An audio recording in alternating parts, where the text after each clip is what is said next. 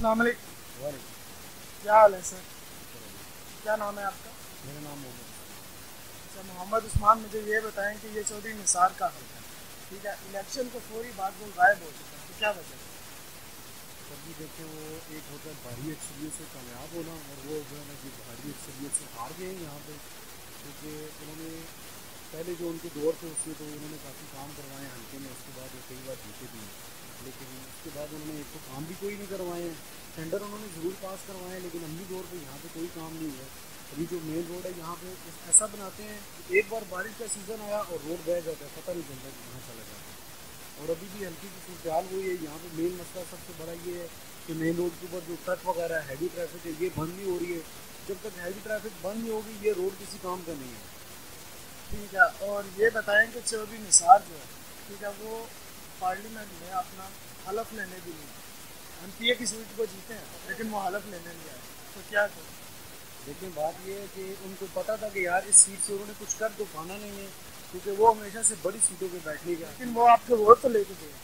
वो हमारे वोट जरूर लेके गए हैं, लेकिन जिन लोगों ने उनको वोट दिए हैं ना, अभी आजकल वो सारे जो है ना कि दूसरी जमातों के साथ लगे हुए हैं। वक्ती तौर पे लोगों ने जज्बात में आकर उनको वोट दे दिया है, और बहुत से ऐसे लोगों को मैं जानता हूँ जिन्होंने उनकी बहुत ज़्यादा कंपेन भी की है।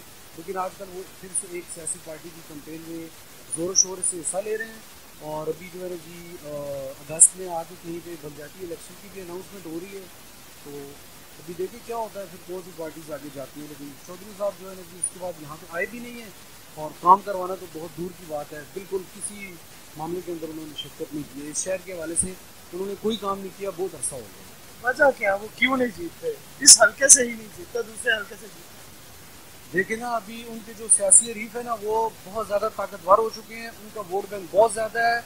और यहाँ पे मेन ये जो सारे एरिया ना, यहाँ पे लोग जो वोट देते हैं वो इस बेस के ऊपर देते हैं कि कौन सा सियासी रुकन है जो मतलब है उनकी मुश्किल टाइम में उनके पास होता है, उनकी शादी ब्याह में, फौजियों में, जनाजों में हाजिर होता है।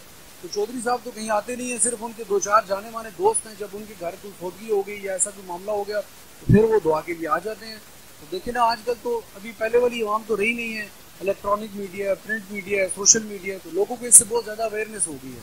इसलिए लोग उन जमातों को और उन लोगों को वोट देते हैं जो उनके बीच में रहना पसंद करते हैं। ठीक है सर। थैंक यू, शुक्रिया।